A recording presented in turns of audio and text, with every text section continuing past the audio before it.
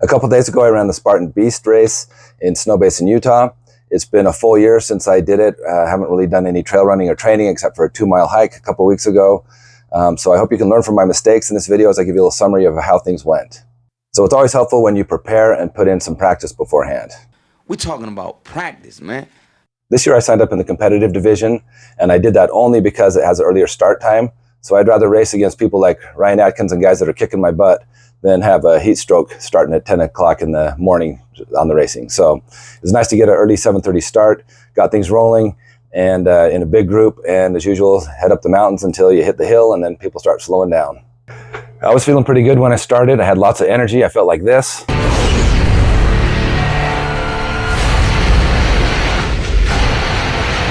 But midway through the race, I was feeling like this. So I was really feeling it halfway through, pretty fatigued and tired, and especially struggling on some of those upper body strength challenges, like the multi-rig, beater, and what's up with the Olympus challenge? I can't stand that one. I feel like I'm way too tall to be able to pull it off. So I ended up failing 3 or 4 of those challenging obstacles, ended up running some penalty loops, and ended up running about 14 miles total because of the extra mileage tacked on.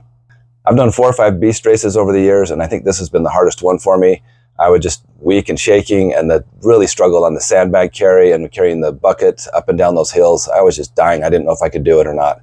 I honestly wasn't sure if I was going to be able to make it on those. They were just so hard for me. I was just dizzy and shaking and having a hard time getting through, but ended up pulling them off. But I developed some greater respect for Sam Gamgee after this weekend. The crazy thing about Spartan races is there's so much elevation change going up and down over and over. I saw a lot of people trip. Myself, I tripped about 10 times over rocks or roots. Luckily, I didn't hurt myself. I saw some people take some nasty spills, though, and I'm amazed more people don't get hurt running on these trails when they're just so steep. Another thing I noticed about the race this year, the obstacles didn't seem to be spaced out quite as evenly as they have in the past. It seems like about 70% of the obstacles and challenges took place in the last 20% of the race. So it was really hard at the end, one after another doing those. So after the dunk wall, you come out muddy and wet, and then you go over to the spear throw. That's one of the last things, and that's 30 mandatory burpees if you miss it. And I couldn't even hardly stand, and I was just shaking, so I was just praying I would make it, and luckily I nailed it right in the middle. Best throw I've ever done. So after that, I had a couple easy obstacles to finish it out and had my picture taken. I look happy here, but before this happened, for 20 minutes, I was curled up under a table where they were handing out bananas, just whimpering and trying to not black out or vomit. So it wasn't very fun, but I was able to finally recuperate and enjoy getting my t-shirt and my medal.